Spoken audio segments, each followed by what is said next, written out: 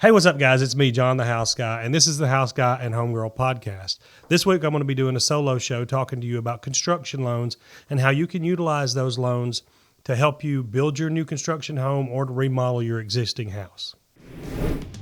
You're listening to the House Guy and Homegirl podcast, a podcast about real estate and real life. As realtors, homebuilders, and real estate investors, John and Kim keep it real. Former teachers turned real estate professionals, they have a heart for helping others. Join them each week as they discuss all things home. And now, here's your hosts, John and Kim.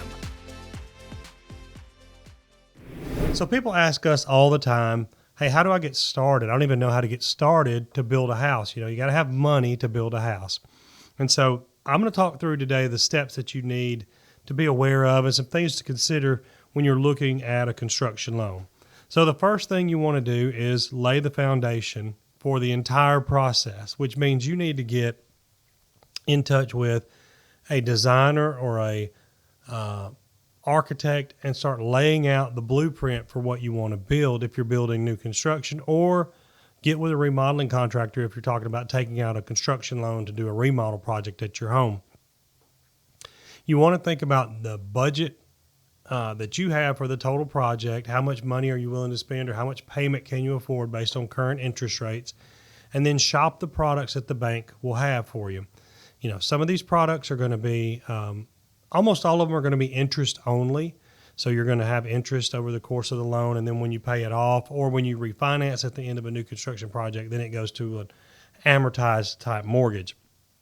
But it's really, really important to know ahead of time how much you can afford, how much you need to borrow, so that you can shop the products and know which product fits you and your needs. From there, it's really very similar to shopping for a mortgage. The bank is going to qualify you on basically the same terms. They're going to look at it and go, what is your debt to income ratio? What is your credit score? Do you have an on-time payment history? Would you make a good contender to qualify for a normal mortgage? And if so, you probably are going to be a good contender for a construction loan. The difference in a mortgage and a construction loan, the bank takes actually more risk on a construction loan because there's absolutely nothing there that exists already. If you borrow $300,000 against a house and you don't pay for it, the bank can take the house. But if you take out a construction loan, you're starting off with nothing but the land, and the bank is really taking more of a risk there. So they're going to vet you more closely to make sure that you're a good credit-worthy borrower, and that the house that you're trying to build can be built for the same budget that you're saying you can build it for. So a couple things they're going to look at. They're going to ask you to provide them with the blueprint that you've decided on, and they're going to do what's called a blueprint appraisal, or maybe a desktop appraisal. Basically, they'll take the value of the land, the value of the construction that you're going to build, and then they'll say, okay, we think that that is going to be worth X number of dollars when we finish. And they're not going to let you borrow that entire amount. They're going to limit you in some way to say, we'll give you up to this percentage of that. The rest of that money is going to be up to you to provide as down payment, or you'll have to build it for less and build it for the amount we give you.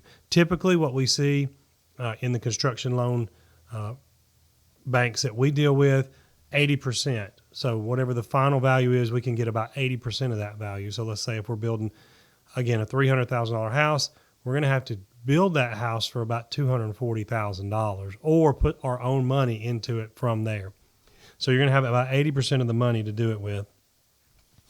That can be a challenge in a lot of ways, because what happens is a lot of times either people don't have the money up front to buy the land, so they have to borrow for the land, which puts them short at the end to finish, or they bought the land but they didn't finance it, so now their money is tied up in the land, and they'd still need to borrow more money to finish when they get to the end. Because the bank, you got two products, or two different ways, I think, that we've seen, and there may be more. The bank will either do a single closing for you, which means you take all your financing up front. They say, we're going to let you borrow this amount, and we'll close it one time. You'll pay one set of closing fees, and then that's it. Or You can refinance it at the end. We're just going to provide you with the construction money, and then you can shop for a mortgage at the end, but you'll have to pay closing a second time. So you'll pay closing on the construction loan and closing on a mortgage. And you have to kind of shop those to figure out which one's more advantageous for you, depending on your financial situation, depending on how much money you have to pay down or how much money you have to finish. If it's going to cost you money again to close it a second time, do you have the money to float that? Does that make better sense for you on a payment scale to have that money financed in and have it all under one lump sum? Or at the beginning, was it better for you to just close one time and it rolls over into permanent finance, and then the bank sends that out maybe on the secondary market to servicers or however they do, whatever they do with it after that? But that's an important question to ask. Is it a one-time close, or will I need to refinance at the end? So, again, from there, the bank is going to value your blueprint. They're going to value your land. They're going to give you a number, and that's what you're going to have to build your house with. From there, we will begin the process. Say you get approved for your loan and you're ready to start. Well, how does that work? Typically, your builder is going to ask for what they call a draw in a draw schedule. So they should provide the bank backup. The bank is also going to more than likely vet your builder. They're going to want to know that your builder has a license. They're going to want to know that your builder has business licenses in the municipality that they're going to be working with, and that they're insured, and also that you're insured in what's called a builder's risk policy. And so then they're going to take it and they're going to look at it and go, okay, we need your builder to submit what's called a draw schedule. Typically, you're going to have 5 draws in a construction process. Your builder is going to say, okay, we need 20% to get started, 20% at the framing, foundation, 20% at the end of foundation, or 20% at the beginning, 20% in foundation, 20% in framing, and then 20% in the middle of the job somewhere, and then at the end, a final payment. And that's really just a rough ballpark of how it works. It could be different depending on what you're building. You may have a big upfront cost that you need to take a larger draw in the beginning. But once that draw starts, once you take that first draw from the bank, then that's when your interest is going to begin accumulating, and you'll have to pay either monthly or quarterly your interest-only payments until your house is complete and you put it on permanent financing. So your builder says, hey, we're ready to get started, ready to break ground. I need a draw of 20%. You get that builder that money, and you're off to the races. During that process, the bank is not just going to take your word for it. Your builder will turn in invoices along the way and say, okay, here, I need a draw for another $60,000, $70,000, $80,000, $100,000, whatever it is. Here's the money. Here's the invoice. Here's what it's covering. Probably 2 or 3 times during construction, your bank is going to send someone out to inspect and evaluate. Maybe an appraiser come out and look at the project and make sure, okay, here's all the things they're saying that they've spent money on. Can we find those things? Are they on site? Just to protect you from your builder doing something unscrupulous and disappearing with money or something like that. The bank, again, has more risk involved when they're loaning on something that is incomplete and isn't sellable, versus a mortgage where, you know, you could take the house back and sell it and probably recoup most of what you've lent out. So they will have inspections along the way to verify, hey, yes, the house is built, the roof is on, the plumbing is in, the materials are there, everything is accounted for, and this number makes sense. Your builder will also take profit draws along the way too. So you're not just paying for materials, but also, you know, your builder is being compensated along the way. So that is also something that the bank will factor in when they're looking at your next draw approval. So now let's talk about some challenges that you may face during construction that apply particularly to your construction loan. You've heard it all the time. Time is money. So every day that your job site is sitting still, if a material is not delivered like it needs to be, or if it's back ordered, or a laborer doesn't show up to do the job they need to, every day you're still paying interest on that day. Your interest accumulates every day. So one of the things that you'll see is, again, time is money. So the longer it takes for your project to get complete, the more interest it's going to cost you. So it's very important that when you choose your builder, you make sure they have a reputable, responsible group of construction guys that are going to show up and do the job. You make sure that they have good relationships with their vendors so that when materials are ordered, they have an honest picture of how long it's going to take to get those in.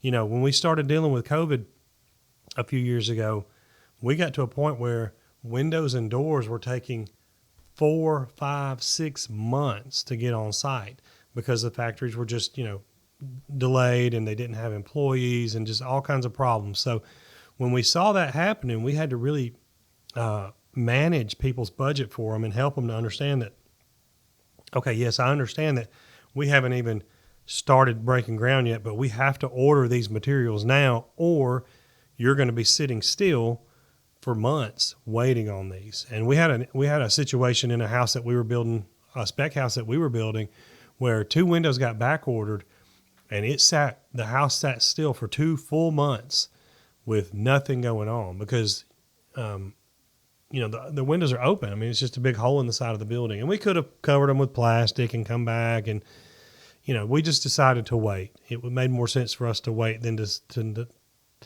have maybe the potential damage that we would have had if we continued on and then it rained in those windows or, if you got the sheetrock and the insulation, it got wet and all that. So we made a decision there that we could have went a different way and done something differently. But the time that it cost us basically 2 full months of interest payments because of this manufacturer problem that we had.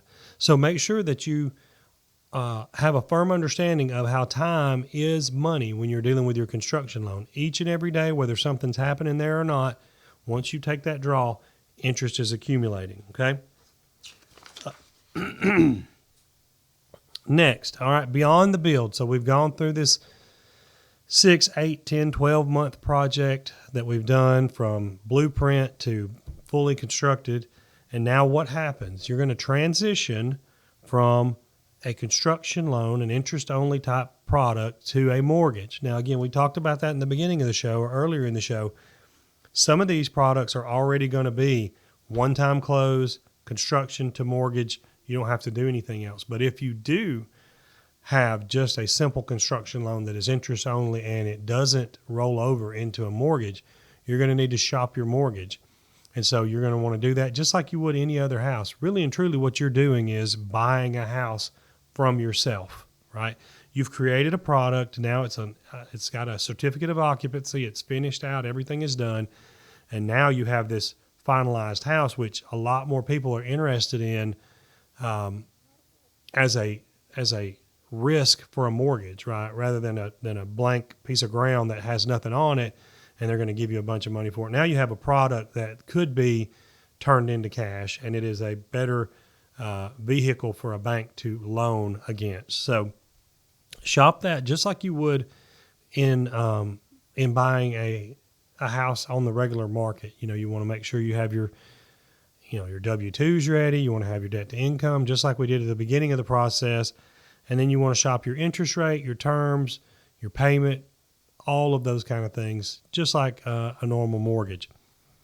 Once you've done all that, then you got your finalized house. You've built this house. Really and truly, even if you hire a builder in today's marketplace, most of the time what we're seeing is people are able to be sitting on equity when it's complete. You have a product that is brand new, has no loss of life, no depreciation value at all. It is brand new. And your loan is a full value loan. And if you've had to invest some of your own money along the way for the land or whatever, but you should be sitting in a good equity position to where if something happened, if you didn't overbuild, if you made the right decisions, you could sell your house and be in a good position to make some money or at least break even. Now, we didn't talk about that along the way, but what you don't want to do is obviously build more than the house is worth. You don't want to make selections, as you're building that put the house out of the range of the market that it's in and things like that. You still have to be smart. You want to listen to a real estate agent and listen to a home builder to advise you along the way with that. But for the most part, what we're seeing is people that are building houses are coming away with some equity when they finish. So hopefully this helps you. to understand the construction loan process, that it's really just like a mortgage, except for some key tenets in there of, how much the interest rate costs you, does it cost you fees and stuff up front, how the interest works, how the draw schedule works. All of those things are kind of just encapsulated in this show. So hopefully it'll help you some. If you have any questions about any of that, feel free to reach out to me. I'd be glad to talk you through it. We do it all the time with people because it is a daunting task to try to figure out, okay, how do I get started? I don't even know what to do to start. So I'd be glad to talk to you. Thanks so much for tuning in this week, and we'll see you on the next show. Thanks for listening to the House Guy and Home Girl podcast, your number one source for all things home. Be sure to subscribe to the podcast and check out our YouTube page for video content from the show.